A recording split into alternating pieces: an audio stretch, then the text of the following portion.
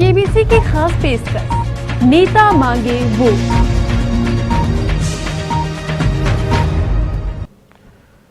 नमस्कार, मैं हूं तरुण। केबीसी लाइव में नेता मांगे वोट को लेकर हम हाजिर हैं आज आपके सामने। दर्शकों, सबसे पहले आपको इस कार्यक्रम के बारे में बताना चाहेंगे। चुनाव का मौसम है और नेता आप सबके घर वोट मांगने जा रहे हैं और हम सबको वोट देना भी है, लेकिन वोट किसे देना है यह एक अहम सवाल है।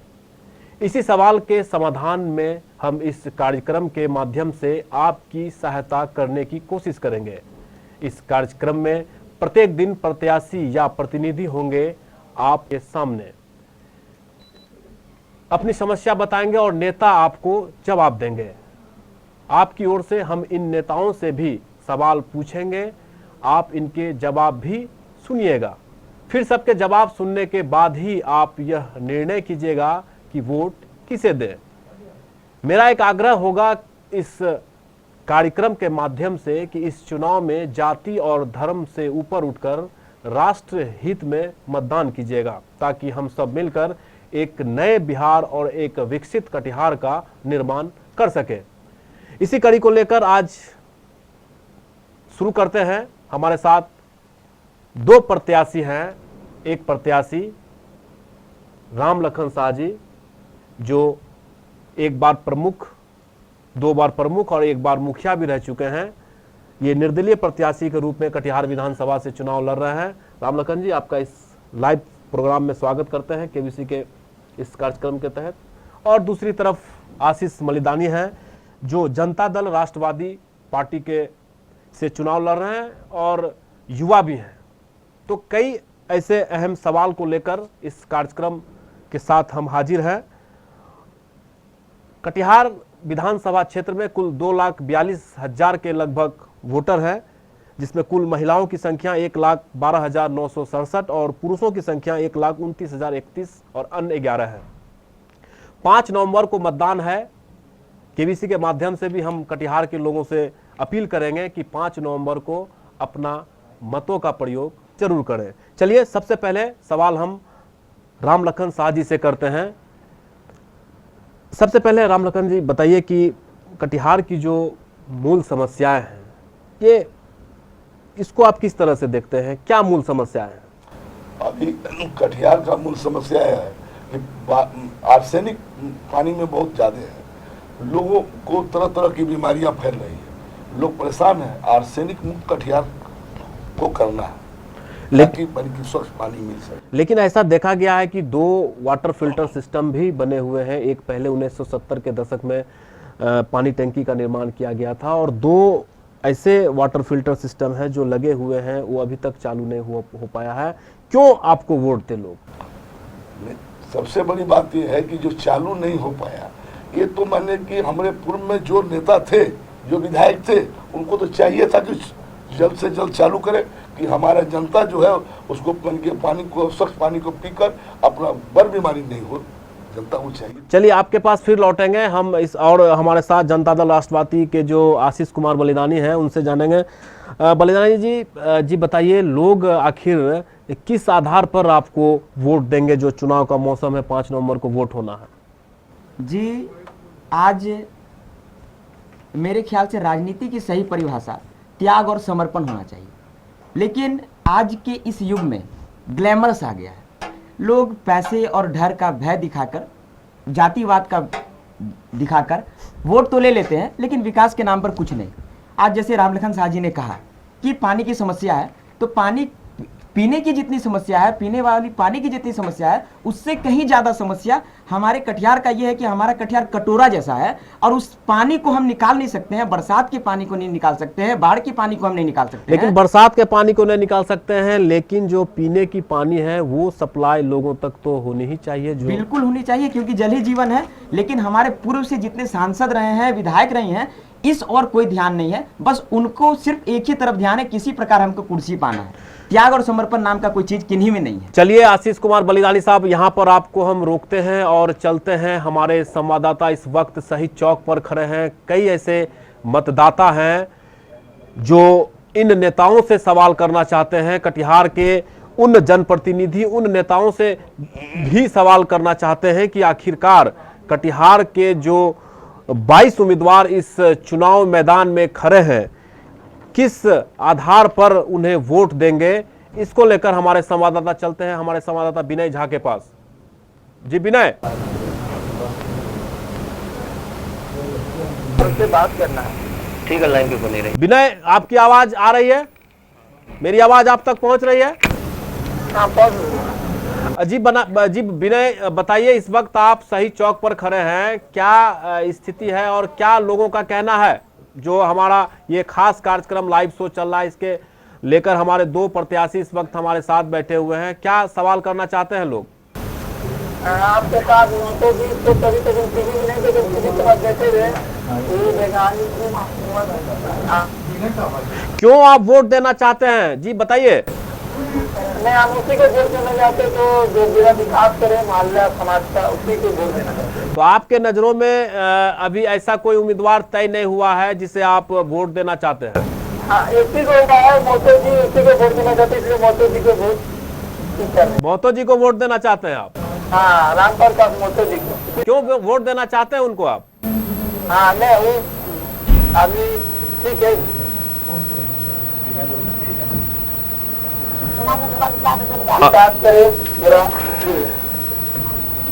चलिए विनय जी, हमारे संवाददाता विनय जी, बताइए, और भी लोग आपके साथ इस वक्त मौजूद होंगे आपके साथ, उनकी क्या मंशा है इस वोट को लेकर जो आगामी 5 नवंबर को कटिहार विधानसभा और पूरे कटिहार सीमांचल क्षेत्रों में वोट होना है? क्या उनकी सोच है? आखिरकार क्यों वोट देंगे और किस तरह के नेता चुनना चाहते हैं? जी तरुण, पहले तो मैं आपका धन्यवाद करता हूं कि इस कार्यक्रम के तहत हम लोगों को, आप लोगों ने शहरवासियों को, जनता की आवाज को नेता की आवाज में मिलाने के लिए इस कार्यक्रम का आयोजन किया है। नमस्कार, और हमारे साथ कई लोग हैं, आइए उनसे जानते हैं कि वो जनता जो नेताओं से क्या सोच रखती है। जी बताइए कि जो आपके नेता होंगे उससे आप क्या सोच रखते हैं? अभी आप जो लोग हैं उनसे आप क्या सवाल पूछना चाहेंगे? सबसे पहले तो मैं बता दूं, मेरा नाम दीपक कुमार राय है और मैं एक स्टूडेंट हूँ। मैं यूथ टूटिक, मैं एक युवा हूँ। और हमारे साथ अभी, जैसे कि बताए हमारे रिपोर्टर सर कि हमारे साथ अभी कौन है, आशीष बलिदानी जी है। तो उनसे मेरा एक सवाल है कि आप जिस पार्टी के उम्मीदवार हैं, आप जिस पार्टी के कैंडिडेट हैं, अगर आप जीतते हैं, ठीक, अगर आप विधायक बन जाते हैं और पटना जाते हैं, हम मान ले कि आपको, हाँ, अगर हम मान ले हम आपको जिता दें और हम आपको पटना भेजा दें, तो हम लोग सभी बिहार वासियों को पूरी तरह से पता है कि इस बार दो में से किसी एक सरकार को सत्ता में गद्दी में बैठना है। एक तो है नरेंद्र मोदी की सरकार, बीजेपी की सरकार, और दूसरा है जनता पार्टी की सरकार। अगर आप जीत कर जाते हैं, पार्टियों के लीडर को वहां मिलेगा, क्या आप वहां से हमारे लिए कोई फंड ला पाएंगे? चलिए ये सवाल आशीष बलिदानी से है। आशीष जी, एक जो मतदाता है कटिहार के, सम्मानित मतदाता, उनका कहना है कि अगर आप कटिहार के विधायक बनेंगे तो क्या कटिहार के लिए फंड आप ला पाएंगे? सरकार आपकी बनने नहीं जा रही है, जैसा मतदाताओं का कहना। क्या कहना चाहेंगे आप? जिन में जो हमारे छात्र साथी हैं, हमारे मतदाता हैं, उनके सवाल का मैं तहे दिल से इस्तकबाल करता हूं, स्वागत करता हूं। सवाल बहुत अच्छा है जी। मैं आपको स्पष्ट रूप से ये बता देना चाहता हूं कि सबसे पहले आप अपने जनप्रतिनिधि को चुने जो कटिहार का विकास करा सके, और कटिहार का विकास वही करा सकता है जो निस्वार्थ भाव से, कोई स्वार्थ नहीं हो, त्याग हो, उनमें समर्पण की भावना हो। त्याग इस मामले में हो कि अगर हम कोई काम कर रहे हैं, तो अगर आज के डेट में बहुत लोग हैं कि आज किसी दल से चुनाव लड़ लिए, उनको टिकट नहीं मिला, फिर दूसरे दल से चुनाव लड़ लिए, फिर टिकट नहीं मिला, तीसरे दल से चुनाव लड़ लिए। लेकिन ये मेरा पहला इलेक्शन है। हम पहले भी हम दूसरे दल में थे, हम छात्र समागम से बिलोंग करते थे, और जो शुद्ध रूप से एक छात्र संगठन हुआ करता था, और हम नीतीश जी के आदर्शों और सिद्धांतों को मानने वाले लोग थे। किंतु नीतीश जी के सिद्धांतों को मानते हुए हमसे ये कमिटमेंट किया गया था कि आप लोकसभा में रुकिए और विधानसभा में आपको टिकट मिलेगा। लेकिन विधानसभा में भी आज के डेट में पैसा और बाहु बहुत बड़ा चीज है।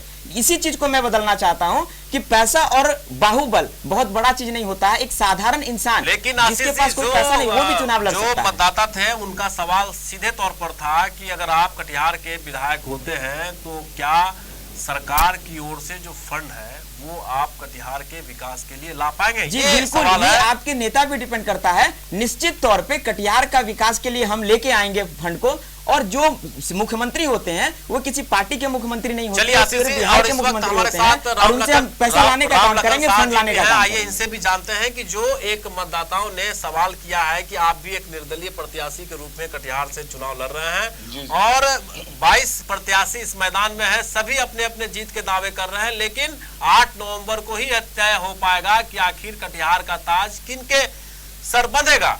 ये सवाल है कि आखिरकार अगर आप कटिहार से विधायक होते हैं तो क्या सरकार से लाए हुए फंड आप कटिहार में किस तरह से इस्तेमाल करेंगे और कैसे फंड को लाएंगे आप? हम निर्दलीय प्रत्याशी हैं और हम जीत कर जब जाएंगे तो हमको महागठबंधन में हमको जाना है, और जब जाएंगे तो सरकार को मन की फंड देगी, उस फंड को सदुपयोग सही ढंग आपने से- ये तय कर लिया है कि आप जीतने के बाद महागठबंधन में शामिल होंगे, जी जी। तो क्यों महागठबंधन में शामिल होना चाहते हैं? बीजेपी भी एक बड़ी पार्टी है और भी कई ऐसे पार्टी हैं जो हम ये जात पात की राजनीति नहीं, बीजेपी आप नहीं करते? नहीं हम करते हैं। हम जहाँ से बिलोंग करते हैं, जहाँ पर हम हैं वहाँ पर पूर्व में मैं मुखिया रह चुका हूँ 2001 से 5 तक। अभी सदर में मैं प्रमुख हूँ। प्रमुख साहब, आपको हम एक बार रोकेंगे। फैयाज साहब इस वक्त रामपारा से आइए जानते हैं। फैयाज साहब, आपका इस लाइव शो में स्वागत है, क्या सवाल करना चाहते हैं आप? सर सबसे पहले जो स्टूडियो में बैठे हुए हैं हमारे नेता आशीष बलिदानी, मैं उसका शुक्रगुजार हूँ, और बगल में जो बैठे हैं उनका भी मैं शुक्रगुजार हूँ जी। अब मैं चाहता हूँ कि कटिहार में कॉलेज खुली है, लेकिन किसी भी में विभाग या अध्यक्ष कोई से पढ़ने के लिए नहीं है। कॉलेज तो बना है पढ़ने के लिए, लेकिन उसमें पढ़ाने के लिए कोई टीचर नहीं है। कटिहार के पुनिया परमांडल में किसी भी तरह का कोई विश्वविद्यालय नहीं है, विश्वविद्यालय की शाखा नहीं है, और यहाँ के छात्र मधेपुरा जाते हैं तो महीना लग जाता है किसी भी काम को करने के लिए, लेकिन फिर भी काम नहीं होता है। एक दिन का पढ़ने का 1400 से 1500 रुपये किराया होता है। अब विश्वविद्यालय वाले लोग जो है 1 महीना दौड़ाते हैं किसी एक काम को। तो आप ये बताइए कि यहाँ के छात्र क्या करे, क्या यहाँ के विधायक में तो जीतने के बाद ये समाधान पूरा कर पाएंगे?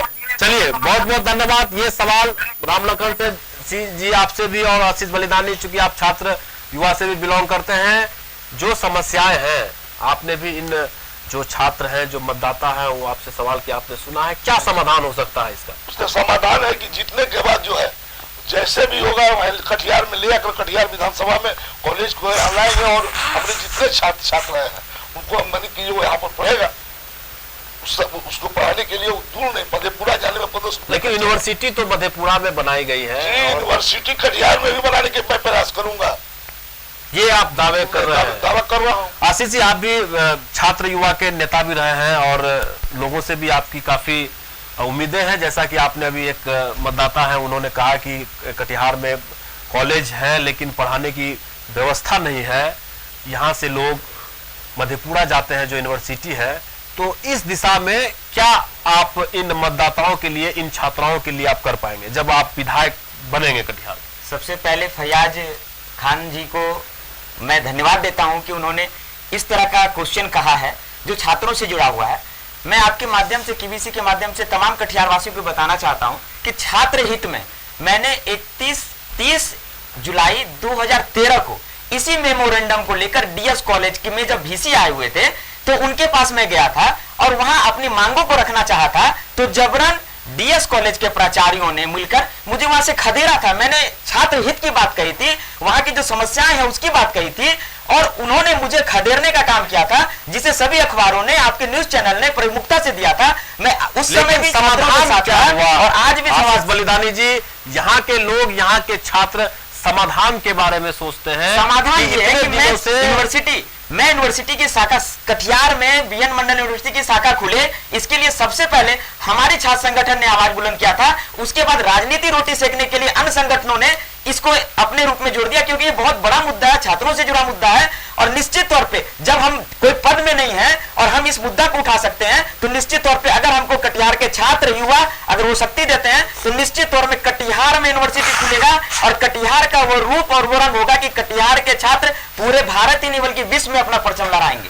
चलिए, आशीष बलिदानी जी और राम लखन शाह जी लगातार अपने अपने दावे कर रहे हैं कि जो कटिहार की मूलभूत समस्याएं हैं, एक तो कॉलेज की समस्याएं, दूसरा सरकार अगर बनती है किसी की तो ये जो नेता है एक निर्दलीय है, एक पार्टी से है, जनता दल राष्ट्रवादी पार्टी से, तो क्या उनके द्वारा फंड इसको मुहैया कराई जाएगी और कटिहार का विकास हो पाएगा, ये सवाल है। और एक मतदाता है इस वक्त हमारे साथ है, फोन लाइन पर जुड़ चुके हैं, हम उनसे जानते हैं। जी बताइए, क्या सवाल करना चाहते हैं आप? जी, हम आशीष बलिदानी से सवाल करना चाहते हैं जी कि अगर वो विधायक बन जाते हैं तो नगर निगम का जो टैक्स इतना ज्यादा है, प्लस उसके बाद भी सुविधा के नाम पर कुछ भी नहीं है, तो अगर हम जानना चाहते हो नगर निगम विधायक बनने के बाद नगर निगम के बारे में क्या सोचेंगे? जी, नगर निगम की समस्याएं बता रहे हैं कि जो स्थिति है विधायक बनने के बाद आप क्या उस पर डेवलपमेंट करेंगे? सबसे पहले अली जी आपको धन्यवाद, आप इतने जागरूक हैं कि इस कार्यक्रम में भाग लिए। अगर इस तरह का जागरूक हर मतदाता हो जाए तो निश्चित तौर पे नेताओं को हाथ जोड़ने की आवश्यकता नहीं होगी, प्रचार प्रसार की आवश्यकता नहीं होगी। दोस्तों, नगर निगम की स्थिति क्या है ये किसी से छुपी हुई नहीं है। आज नगर निगम को लोग नरक निगम के नाम से जानते हैं। इसके जिम्मेदार कौन है आप लोग खुद जानते हैं, मैं बताना नहीं चाहूंगा।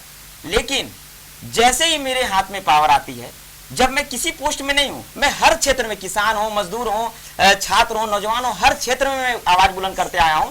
तो नगर निगम के खाली जमीन पे जहां टैक्स की बात है या नगर निगम के कचरे साफ करने की बात है, तो निश्चित तौर पे सब चीज का एक प्लान बनेगा, सब चीज का एक रूट चार्ट तैयार होगा, एक खाका तैयार होगा और निश्चित तौर पे सब में एक रूटीन बनाकर सिलसिलेवार ढंग से काम किया जाएगा। आज के डेट में किसी के पास समय नहीं है रूटीन बनाने का, टीम वर्क करने का, और हमारे पास वो विजन है कि हम टीम वर्क बना के काम करें। एक मेहतर है, एक मजदूर है और एक स्वीपर है, उसके साथ भी हम उस तरह का व्यवहार करेंगे, टीम वर्क बना के काम करेंगे ताकि समाज साफ सुथरा रहे, गंदगी नहीं हो। और जहां तक टैक्स की बात है खाली जमीन पे, तो निश्चित तौर पर खत्म करने की कोशिश करेंगे और इस वक्त पूरी तरह से खत्म। हमारे साथ एक फोन लाइन पर जुड़ चुके हैं सोनू कुमार जो बड़ा बाजार से है। जी सोनू जी, बताइए क्या पूछना चाहते हैं आप इन जो नेता हमारे साथ इस वक्त बैठे हुए हैं? हम केबीसी के माध्यम से ये जानना चाहते हैं, क्या अगर आप आशीष बलिदानी जी हो या फिर बगल में राम लखन शाह जी हो, जो उनसे मैं ये कहना चाहता हूँ कि आखिर आप विधायक बन के विधानसभा में जाते हैं तो आपका पहला मुद्दा क्या रहेगा? जी, पहला मुद्दा क्या रहेगा? पहला कटिहार के लिए आप क्या करना चाहेंगे? आपका सवाल सोनू जी लगता है यही आप पूछना चाहेंगे जी। युवाओं को रोजगार के लिए पहला मुद्दा क्या रहेगा? चलिए राम लखन शाह जी, युवाओं के लिए पहला कदम क्या होगा, ये सवाल है सोनू बड़ा बाजार से कि अगर आप विधानसभा में जाते हैं तो पहला क्या होगा युवाओं के लिए? सोनू जी नमस्कार, बहुत बहुत खुशी की बात है कि आपने सवाल किया है। सबसे बड़ी बात है कि विधानसभा में जीत के जाने के बाद हम लोग चाहेंगे कि जितने हमारे बेरोजगार छात्र छात्राएं नौजुवक है उसके लिए हम लोग अच्छे फैक्ट्री बैठाएंगे और अच्छा बन की जो है की फैक्ट्री मशीन वगैरह बैठाएंगे और उनको काम दिलाने का करेंगे। अपने मंत्री से मुख्यमंत्री से मिलेंगे और उनको मुख्यमंत्री से कहेंगे कि कटिहार अभी जो हमारा है बहुत पिछड़ा है और कटिहार को बढ़ाने के लिए आप माननीय मुख्यमंत्री जी आप हमारा कटिहार में जब तक मतलब कि नहीं दीजिएगा रोजगार के लिए मैंने इंडस्ट्री वगैरह नहीं बैठाइएगा। इंडस्ट्री पहले ही बंद हो चुके हैं नहीं और फ्लावर मिल पहले भी बंद हो चुके हैं। जी जी, जूट के कारण फ्लावर मिल बंद हो गया। अभी युवाओं के लिए नए प्लांट निकला हुआ है, वो हम लोग चाहेंगे उस नया प्लांट को जो दिल्ली और वगैरह सब बम्बई में उस प्लांट को कटिहार में लाना चाहेंगे जो काम हो सके वो जो हमारा काम कर सके। आशीष जी, सोनू ने आपसे भी सवाल किया है कि अगर आप विधानसभा में जाते हैं तो युवाओं के लिए आप क्या करेंगे? देखिए, सबसे पहले बात है कि कटिहार में जितने भी औद्योगिक कल कारखाने थे, कटिहार में कांटी फैक्ट्री थी, आप लोगों को याद होगा, कटिहार में जूट फैक्ट्री थी, कटिहार में फ्लावर मिल था, वो सभी बंद हो गए। किस लिए? क्योंकि हमारे जो जनप्रतिनिधि पूर्व के दिनों में हम लोगों ने चुना है वो बिल्कुल रूप से निप्रवाह है। उन्होंने युवाओं की, क्योंकि आज से 10 साल पहले 15 साल पहले जो लोग थे वो युवा थे, आज वे बड़े हो गए हैं, आज उनकी उम्र ज्यादा हो गई है, लेकिन उस समय वो युवा थे।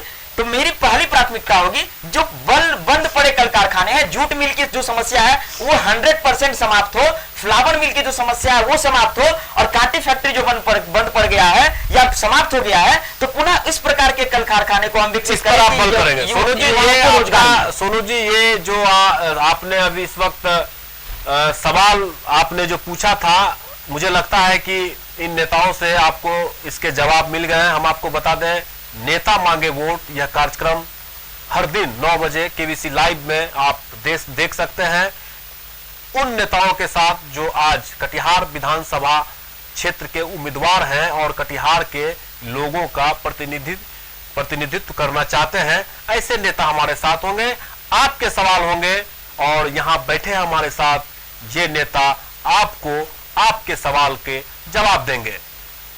चलिए, दूसरा हमारे साथ इस वक्त फोन लाइन पर जुड़ चुके हैं राहुल जी। जी बताइए, क्या सवाल करना चाहते हैं आप? हेलो जी बताइए, क्या सवाल है आपका? मेरा सवाल यही है कि आप जदयू को छोड़ के क्यों चुनाव लड़ना चाहते हैं? किनसे पूछना चाह रहे हैं आप राहुल जी? आशीष बलिदानी जी से। आशीष बलिदानी जी से। बहुत बड़ा मुद्दा है। आशीष जी, जदयू में आप सक्रिय कार्यकर्ता थे, आज आप एक दूसरे पार्टी से ऐसे वक्त पर चुनाव लड़ रहे हैं जब आपको पार्टी ने टिकट नहीं दिया। आज देश को ही नहीं, कटिहार को ही नहीं, पूरे देश को युवाओं की जरूरत है, ऐसे लोगों की जरूरत है जिनके द्वारा आज जो जनप्रतिनिधि है उन्हें हमें अपने कंधों में ले जाके विधानसभा पहुंचाने की आवश्यकता नहीं पड़े, बल्कि हम सेवा करें। आज के डेट में आप देख रहे हैं कि युवा देश के सूत्रधार हो रहे हैं। ये सवाल राहुल का ये था आशीष जी कि आखिरकार जदयू के टिकट से आपने चुनाव क्यों नहीं? देखिए, आज किसी से छुपी हुई नहीं है कि आज हर जगह, मैंने पहले भी कहा है, हम एक गरीब हैं, एक ऐसे फैमिली से बिलोंग करते हैं जो काफी गरीब है, तो हमारे पास ना तो पैसा है और ना तो बाहुबल है कि हम टिकट खरीद सकें।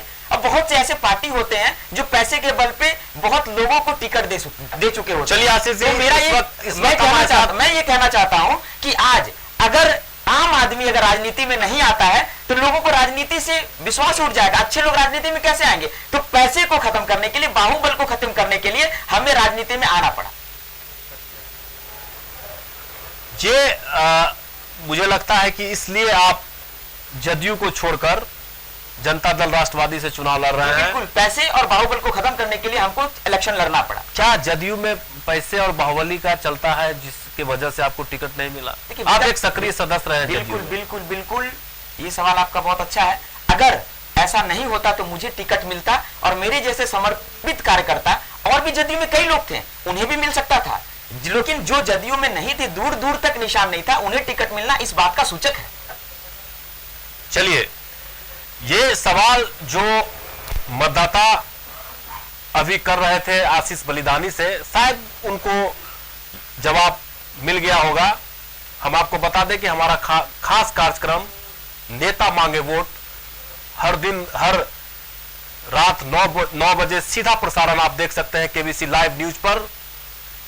कटिहार में कुल 22 प्रत्याशी इस चुनावी मैदान में खड़े हैं और अपनी अपनी भाग आजमा रहे हैं। हम आपको बता दें कि 8 नवंबर को ही इस पूरे प्रत्याशियों का भाग का जो फैसला है वो होना है। 22 प्रत्याशी इस मैदान में हैं। कई ऐसे उम्मीदवार हैं जो विधायक भी रह चुके हैं, मंत्री भी रह चुके हैं। ऐसे भी उम्मीदवार हैं जो निर्दलीय के रूप में भी इस बार अपना भाग आजमा रहे हैं। और विशेष जानकारी के लिए चलते हैं हमारे संवाददाता अरुण के पास, जो इस वक्त मंगल बाजार में हैं। आइए उनसे जाते हैं। जी अरुण जी, बताइए किस जगह पर आप इस वक्त हैं? जी तरुण जी, अभी मैं मंगल बाजार में हूँ और बहुत सारे लोग हमारे साथ जुड़ चुके हैं। जी जनप्रतिनिधि से जो सवाल करेंगे, हमारे साथ रंजन राज जी हैं। इनका सवाल आशीष बलिदानी और राम लखन शाह के साथ था, ये उनसे कुछ पूछना चाहते हैं। जी दीजिए। जी हेलो। हाँ जी, बताइए क्या पूछना चाहते हैं इन नेताओं से? आशीष बलिदानी जी नमस्कार, मैं रंजन राज बोल रहा हूँ कैद चौक से। नमस्कार नमस्कार कैद चौक मंगल बाजार से जी। मंगल बाजार से मैं ये जानना चाहता हूँ कि और जनता की तरफ से ये जानना चाहता हूँ कि आप जीतने के बाद कटिहार शहर के लिए क्या करना चाहते हैं? चलिए बताइए आशीष जी, क्या करना चाहते हैं आप कटिहार के लिए? जी, कटिहार शहर शुरू से हिंदू मुस्लिम एकता का प्रतीक है, गंगा जमुनी सरस्वती का प्रतीक है, आपसी भाईचारे का प्रतीक है। सबसे पहले इस चीज को मैं बरकरार रखना चाहूंगा। दूसरी बात, युवाओं के लिए किस प्रकार रोजगार मिले उसे मैं कहना चाहूंगा, और साथ ही छात्र छात्राओं को किसी प्रकार की कठिनाई नहीं हो, विश्वविद्यालय की स्थापना कटिहार में हो, इस चीज को मैं करना चाहूंगा। सबसे पहला प्राथमिकता ये होगी। उसके बाद नगर निगम की जितनी भी मूलभूत समस्याएं हैं, कचरे का जो समस्या है, नगर निगम के खाली जमीन पे टैक्स की समस्या है, बंद पड़े जूट मिल की समस्या है, या अन्य कल कारखानों की समस्या है, उन समस्याओं को सबसे पहले मैं दूर करने का काम करूंगा, ताकि कटिहार के युवाओं को बाहर नहीं जाना पड़े रोजगार के लिए, दिल्ली पंजाब नहीं जाना पड़े, और उन्हें अपने घर में अपने परिवार के बीच रहकर रोजगार करने का अवसर मिले, क्योंकि परिवार के बीच रहने का जो मजा है वो बाहर रहने का मजा नहीं। चलिए, ये सवाल अरुण जी, और बताइए कौन से लोग सवाल करना चाहते हैं? लगता है कि अरुण से हमारा कांटेक्ट खत्म हो चुका है, लाइन डिस्कनेक्ट हो चुका है। फिर उनसे हम संपर्क करना चाहेंगे जो मतदाता हमारे अलग अलग जगहों पर मतदाताओं से बात कर रहे हैं। और सीधा प्रसारण आप देख रहे हैं केबीसी न्यूज पर। हर रात आप 9 बजे देख सकते हैं अलग अलग प्रत्याशियों के साथ सीधा प्रसारण, और आप भी सवाल कर सकते हैं कि आखिर कटिहार में कैसा विधायक चाहते हैं और उनका पहला प्राथमिकता क्या होगा। और इस वक्त हमारे साथ फोन लाइन पर जुड़ चुके हैं। जी बताइए, क्या सवाल करना चाहते हैं आप? जी, मेरा सवाल ये है कि मैं युवा हूँ आज का, और आज का युवा ये कंफ्यूजन में है, क्योंकि हर नेता जो निर्दलीय खड़ा होता है वो जीतने के बाद दूसरी पार्टियों को ज्वाइन कर लेता है जिनकी सरकार बनती है जी। और जो ये दोनों प्रत्याशी बैठे हुए हैं, मैं इनसे जानना चाहता हूँ कि इनके मन में क्या है। क्या ये भी सरकार बनने के बाद, जीतने के बाद उसी पार्टी के शामिल हो जाएंगे जिनकी सरकार बन रही है?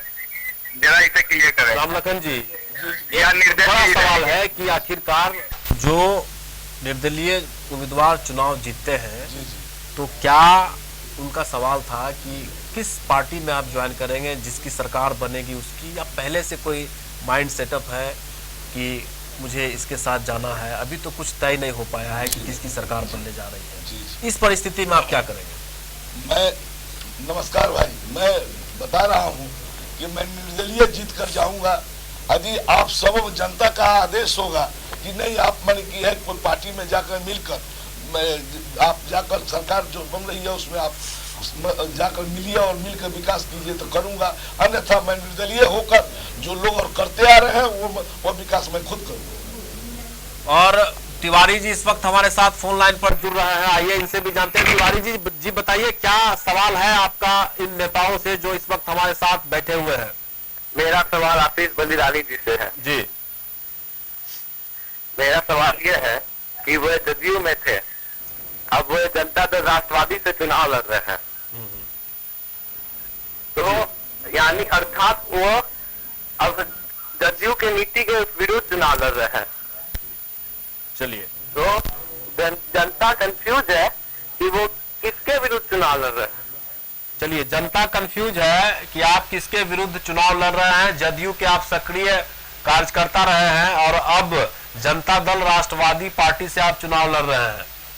जी, आपका क्वेश्चन बहुत अच्छा है। मैं छात्र समागम का जिला अध्यक्ष, जिला संयोजक के पद पर था और छात्रों का नेतृत्व करता था। और छात्र समागम शुद्ध रूप से छात्र संगठन है, ना कि राजनीतिक संगठन। लेकिन हमारी जो छात्र संगठन है वो नीतीश जी के नियम और उनके सिद्धांतों को मानती है, और आज भी हम नीतीश जी के कायल हैं और उनके नीति और सिद्धांतों को मानते हैं। लेकिन आज जरूरत है परिवर्तन की, और इस परिवर्तन लेकिन उनका सवाल है आपको टिकट नहीं दिया गया, आप बागी हैं जदयू से, ये सवाल है उनका कि आखिर क्यों आपको वोट दें, आप बागी हैं, आप व्यवस्था परिवर्तन आप कराने के लिए एक हम बागी तरफ बने नीतीश हैं। की बात कर रहे हैं, दूसरी तरफ आप बागी हैं, जनता दल राष्ट्रवादी से चुनाव लड़ रहे हैं, तो आखिर आप किस नीति की बात कर रहे हैं आशीष जी, जिसने आपको एक सक्रिय वर्कर को टिकट नहीं दिया? देखिए, आज जनता मुझे चाहती थी और जनता के परमिशन से मैंने टिकट जनता दल राष्ट्रवादी से लिया, और आज अगर जनता मुझे जिता के जाती है तो निश्चित तौर पे कटिहार का कायाकल्प होगा। और मैंने जनता दल यू में नहीं रहकर, छात्र समागम में रहकर मैं जनता दल यू को सपोर्ट करने का काम किया, लेकिन जनता दल यू ने मुझे सपोर्ट नहीं किया, इसलिए मैं चुनाव मैदान में हूं। लेकिन मुझे आशा ही नहीं, पूरा विश्वास है कि जनता दल यू का सपोर्ट मेरे साथ होगा, उनका समर्थन मेरे साथ रहेगा, क्योंकि जनता दल यू ने जो किया वो जनता के बीच है। चलिए राम लखन साह जी, ये जो कटिहार के कई ऐसे मुद्दे हैं, अभी जो शहर में थोड़ी भी अगर बारिश होती है तो जल जमाव की समस्या उत्पन्न हो जाती है, तो अगर आप इस क्षेत्र के विधायक होते हैं, पिछले कई वर्षों से मंगल बाजार जैसे सड़कों पर जल जमाव की स्थिति है, तो क्या ऐसे समस्याओं से कटिहार के लोगों को निजात मिल पाएगा आपके पास? जी जी जी, क्या प्लान होगा? हम 1968 से देख रहे हैं कि पानी के जमाव से कई तरह की बीमारियां फैल रही है, लेकिन आने वाला समय में यदि हम विधायक बनते हैं, जनता के अदालत में जनता यदि वोट देती है, हम जीत के जाते हैं, तो इसके लिए पूरा कटिहार से बाहर इसके लिए व्यवस्था किया जाएगा पानी निकालने के लिए, जो कटिहार से बाहर जाकर जो पहले नहीं हुआ। जो पहले हमारा मकसद है कि कटिहार में एक जो 5 नवंबर को जो चुनाव होने जा रहा है, इसमें आपका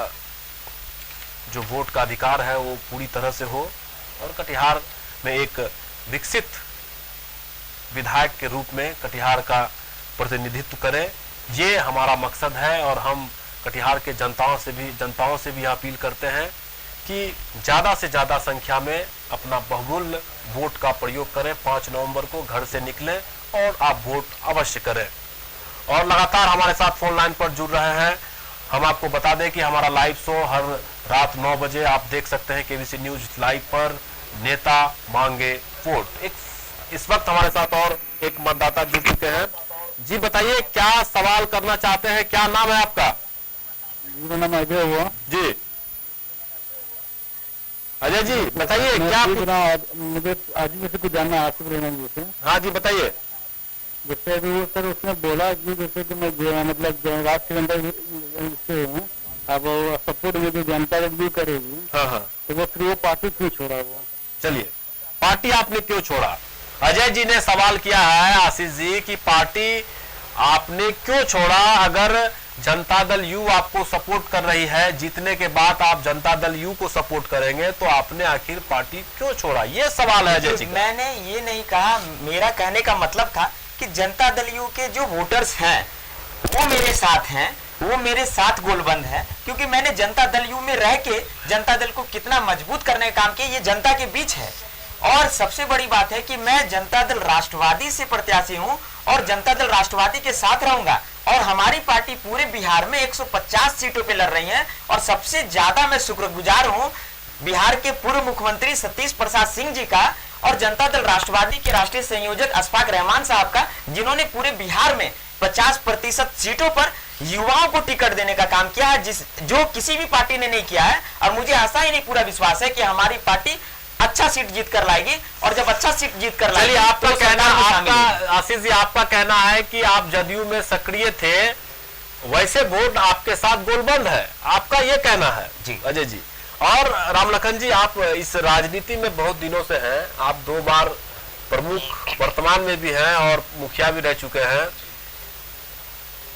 कटिहार की जो स्थिति है, क्या इस पिछले कई वर्षों से ऐसा काम जो कटिहार के हितों के लिए अच्छा रहा हो, क्या ऐसा काम है जी बताइए? और क्या ऐसा बाकी रह गया है जो अभी होना बाकी है कटिहार में? अभी इससे तो नगर निगम से तो नगर परिषद अच्छा था कि हर 15 दिन पर 20 दिन पर नाली साफ होती थी, झाड़ू पड़ता था। लेकिन नगर निगम होकर कटिहार का लेकिन डेवलपमेंट तो हुई है। लाइट जला देने से, बत्ती दे देने से शहर में तो जी नाली में कचरा का ढेरी है, उदामा रखा, में जाकर देख लीजिए कि वहाँ पर उदामा रखा जो है वहाँ इतना प्लास्टिक फेंका गया है कि इतना मक्खियां हो गई है कि अगल बगल गाँव में मतलब कि घर में जाकर बहुत ज्यादा लोग बीमार पड़ रहे हैं। नहीं होता है तो जाकर देखिए उदामा रखा के उस मैदान में कि बहुत सा प्लास्टिक। लेकिन लोगों की भी जिम्मेदारी होती है कि सड़कों पर या फिर जो घर के आसपास जो गंदगी है, लोगों ने आह्वान किया है, मोदी जी ने भी आह्वान किया है कि साफ सुथरा रखें। लेकिन नगर निगम के बनने से शहर तो बिजली से चकाचौंध है, हर तरफ बॉल बिजली लगी हुई है। लेकिन जी न पानी का व्यवस्था शुद्ध है, न नाली का व्यवस्था शुद्ध है, न पानी निकालने का इसकी जरूरत है, इसकी जरूरत। आप अगर विधायक होंगे तो ये व्यवस्था आप करेंगे। फोन लाइन पर इस वक्त हमारे साथ जुड़ चुके हैं। जी बताइए क्या पूछना चाहते हैं आप? संजीव कुमार जी। संजीव जी क्या सवाल है आपका? मेरा सवाल ये है कि बिजली की एक बहुत बड़ी समस्या है कटिहार वासियों के साथ। जी बताइए क्या पूछना चाहते हैं इन नेताओं से आप? मेरा सवाल ये है जी पूछिए। रामलखन जी कि बिजली की समस्या पूरे कटिहार वासियों के साथ में है, लेकिन अभी तक कोई भी विधायक पर सीट लेने नहीं पहुंचते हैं। अगर आप जीत जाते हैं तो कटिहार वासियों के साथ जो ये बिजली विभाग द्वारा समस्या होती है, क्या आप इसका निदान करवा सकते हैं? बिजली की समस्या से जूझ रहे हैं लोग और आपसे सवाल करना चाहते हैं कि क्या इनसे आप लोगों को निजात दिला पाएंगे, ये सवाल है अजय जी का। भाई अजय जी नमस्कार। सबसे बड़ी बात है कि माननीय मुख्यमंत्री जी ने पहले ही 2014 में बोले थे कि हम पूरे बिहार में बिजली देंगे तो वोट मांगेंगे। ये सब लोग टीवी पेपर में सब लोग देखे थे, लेकिन उनका वादा जो है वादा खिलाफी हो गया। मैं आपको मतलब कि वादा दिलाता हूँ कि आदि जनता की अदालत में आप सभी मिलकर मुझे निर्दलीय प्रत्याशी के रूप में वोट देंगे तो सबसे पानी के बाद बिजली का ही समस्या है जो मैं पहले से। रामलखन जी बिजली बेहतर हुई है क्या, ऐसा आपको लगता है? कुछ हुई है लेकिन पूरा नहीं हुई है। जाकर देहात और शहर में भी नहीं पूरा हुआ है। अधिक काम का मतलब ये शहीद चौक पर मंगल बाजार में 4 जगह 5 जगह हो जाने से पूरे शहर का बिजली सभी पूरा पूर्ण नहीं हुई है। जाकर देखिए रोजितपुर की समस्या देखिए कि रोड नहीं है, टैक्स बहुत ज्यादा है, रोड नहीं है, ईटा सोली है, मिट्टी वाला। निर्दलीय उम्मीदवार है रामलखन जी, सरकार की इतनी बड़ी प्रोजेक्ट आप कैसे लगा पाएंगे और बिजली दे पाएंगे बिहार के लोग? हम सब दिन लोगों का सेवा करते आए हूँ और मैं जैसे भी होगा सरकार से लड़कर, यदि हम सरकार में रहे, जनता की आशीर्वाद रही तो सरकार में गए तो सरकार से लेकर बिजली करूंगा, अन्यथा मैं निर्दलीय प्रत्याशी के रूप में रहूंगा। तो मैं वहां पर जैसे भी होगा बल्कि जो भी करना होगा, हंगामा करना होगा, बल्कि भूख हड़ताल करना हो करके मैं कटिहार को कटिहार बनाने के काम करूँ। चलिए अजय जी का सवाल शायद वो संतुष्ट हो रहे होंगे। आशीष जी ये बिजली की समस्याएं भी है कटिहार में, शहरी क्षेत्रों में बिजली दिखती है लेकिन और जगह भी जैसा कि कहना है लोगों का, अभी रामलखन शाह जी भी ने कह रहे थे, आपका क्या कहना है? और इस वक्त हम आपको रोकेंगे आशीष जी, एक मतदाता हमारे साथ जुड़ रहा है, आइए इनसे जानते हैं। जी बताइए क्या सवाल है आपका, क्या नाम है? जी बताइए। मेरा सवाल रामलखन जी से है जी। वो कटिहार में प्रखंड प्रमुख रहते हुए जी कटिहार के लिए क्या काम किया? प्रमुख रहते हुए कटिहार के लिए आपने प्रखंडों के लिए क्या काम किया? चुनाव लड़ने के पहले कटिहार विधानसभा की जनता के लिए क्या किया? जी कटिहार में मैं विधायक नहीं हूँ, प्रखंड प्रमुख हूँ। 8 पंचायत और 45 वार्ड का जो भी लोग हैं जो जाते हैं, जिनका काम है हमारे प्रखंड में आया आवासीय जातीय मोटिवेशन, उसके लिए मैं चढ़ बढ़ कर मैंने काम करा। और साथ साथ देहाती क्षेत्र, चूंकि हम शहर से जुड़े नहीं है, देहाती क्षेत्र में 35 विद्यालय है जिसमें प्राण मोहन ठाकुर के समय में अभी 35 विद्यालय बना हुआ है जिसको मैंने किया। उत्क्रमित कई विद्यालयों को कई, चाहे वो मैंने किया है अल्पसंख्यक का हो या मतलब कि हमारे हिंदू भाई का हो, मैंने कम से कम 15 से 20 विद्यालय को मैंने कि उत्क्रमित मध्य विद्यालय के रूप में परिणत। लगता है कि जो सवाल कर रहे थे वो इनके द्वारा कह दिया गया है कि कई ऐसे इन्होंने काम किया है, जैसा कि रामलखन शाह जी कह रहे थे और ये हमारा खास कार्यक्रम नेता मांगे वोट रात 9 बजे केबीसी लाइव पर आप देख सकते हैं। हमारे साथ 2 प्रत्याशी हर दिन हमारे साथ होंगे और उनसे आप सवाल कर सकते हैं कि आखिरकार वोट आपको क्यों दे। ये सवाल के साथ हमारे साथ नेता जी रहेंगे और उनसे आप सवाल कर सकते हैं। ऑनलाइन फोन की सिस्टम है, आप फोन पर भी सवाल जैसा कि लोग पूछ रहे हैं आप भी पूछ सकते हैं। और इसी के साथ हमारा यह खास कार्यक्रम में 2 मेहमान, एक जनता दल राष्ट्रवादी पार्टी के जो उम्मीदवार हैं आशीष कुमार बलिदानी जी, निर्दलीय उम्मीदवार राम लखन शाह जी, इन दोनों का हम धन्यवाद देते हैं जिन्होंने अपना इस चुनावी मौसम में कीमती वक्त निकालकर हमारे इस खास पेशकश नेता मांगे वोट में समय दिया। इसके लिए हम दोनों उम्मीदवारों को धन्यवाद देते हैं। और जाते जाते हम आपसे केबीसी के माध्यम से अपील करना चाहते हैं कि 5 नवंबर को वोट अवश्य करें ताकि कटिहार बिहार के साथ साथ कटिहार का भी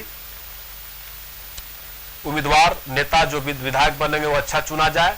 ये हमारा इस प्रोग्राम के माध्यम से हम आप तक पहुंचाना चाहते हैं। इसी कार्यक्रम को हम यहीं समाप्त करते हैं। तब तक के लिए मुझे दीजिए इजाजत। फिर कल हम 9 बजे आपके सामने हाजिर होंगे नेता मांगे वोट लाइव कार्यक्रम को लेकर। नमस्कार। नमस्कार, आदाब, सलाम। केबीसी की खास पेशकश नेता मांगे वोट।